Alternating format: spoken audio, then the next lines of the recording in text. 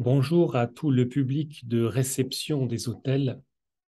Je voudrais avec vous partager une réflexion sur l'attractivité de nos établissements. Vous le savez, aujourd'hui, je ne vais pas vous dire à 100%, mais pas loin, les personnes, avant de choisir un hôtel, vont sur les réseaux pour voir quels sont les avis. Alors qu'on parle de TripAdvisor, qu'on parle de Booking, qu'on parle de Google, voilà, tous ces éléments-là sont des éléments qui sont devenus incontournables, soit dans le choix de la décision de l'hôtel, soit pour les conforter dans le choix de la décision de l'hôtel. Et par exemple, on peut avoir je veux aller dans telle ou telle ville ou dans telle ou telle région, je fais mon top 3 et ensuite je vais choisir parmi ceux qui sont les mieux notés ou ceux sur lesquels il y a les commentaires qui sont les plus éloquents. Eh bien, les commentaires, ça se provoque.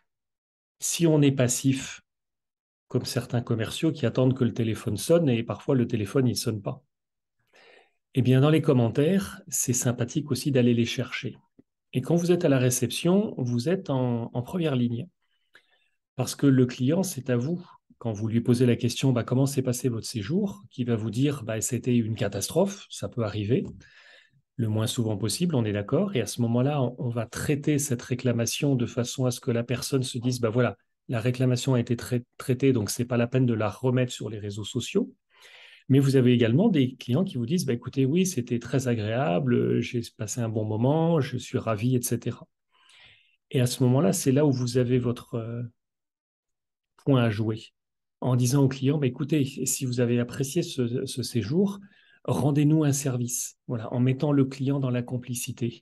Rendez-nous un service en mettant un commentaire sur les réseaux sociaux.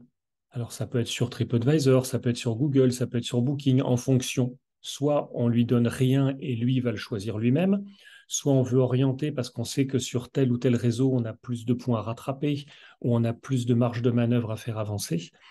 Et si vous lui demandez gentiment, comme pour lui rendre un service, comme pour vous rendre un service, et qu'effectivement la prestation était bonne, eh bien, je ne vous dis pas qu'il va le mettre à 100%, mais ça devrait être aux alentours de 80 à 90% des gens qui vont le faire.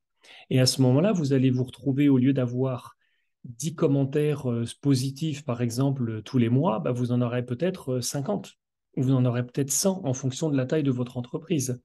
Et vous savez que dans les moteurs de recherche, que dans les critères d'analyse, bah, tous les éléments vont jouer parce que ça va vous faire monter le positionnement, ça va vous rendre plus visible et ça va vous rendre plus attractif. Voilà. Donc c'est le challenge que je vous propose. Et la prochaine fois que je serai avec vous en live directement sur les exploitations, bah, si vous voulez, on pourra le jouer, le mettre en musique comme si j'étais un client, ou vous le ferez directement avec un vrai client, et ensuite on pourra échanger là-dessus. Et vous verrez que le rôle commercial de la personne qui est à la réception est primordial et que vous allez apporter donc votre pierre à l'édifice. Voilà. Donc à très bientôt pour le mettre en pratique ensemble.